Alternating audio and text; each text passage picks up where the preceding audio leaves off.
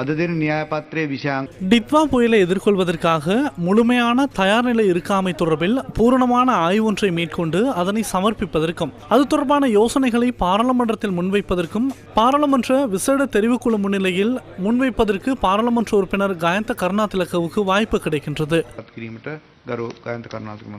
මෙම තත්ත්වයට මුහුණ දීම සඳහා இந்த நிலைமையை எதிர்கொள்வதற்காக தொடர்புடைய தரப்பினர் முழு தயார் நிலையில் இருந்திருப்பார்களாயின் இடம்பெற்ற அழிவுகளை குறிப்பிடத்தக்க அளவு குறைத்துக் கொள்வதற்கான சந்தர்ப்பம் இருந்திருக்கும் என்பதுடன் டிட்வா புயலை எதிர்கொள்வதற்கு முழு தயார் நிலையில் இருக்காமை தொடர்பில் முழுமையான ஆய்வு ஒன்றை மேற்கொண்டு அறிக்கை சமர்ப்பிப்பதற்கும் அது தொடர்பிலான யோசனைகளை பாராளுமன்றத்தில் முன்வைப்பதற்குமான பாராளுமன்ற விசேட தெரிவுக்குழு நியமிக்கப்பட வேண்டும் என இந்த பாராளுமன்றத்தில் பிரேரணை நிறைவேற்றப்படுகின்றது. சபாநாயகரினால் தெரிவுக்குழுவின் தலைவர் மற்றும் உறுப்பினர்களை பெயரிட வேண்டும். அத்துடன் பாராளுமன்றத்தின் நிலையியல் கட்டளையின் விதிமுறைகளுக்கு அமைய நிறைவேற்றுக்குழு உறுப்பினர்கள் 12 பேரை விட அதிகரிக்கக்கூடாது.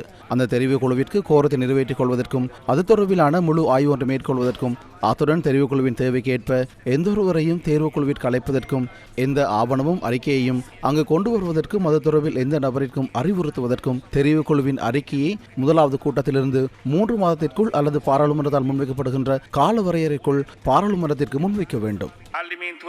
ඉදිරිපත් කළ යුතුය. යෝජනාව ස්ථීර කළ යුතුයි.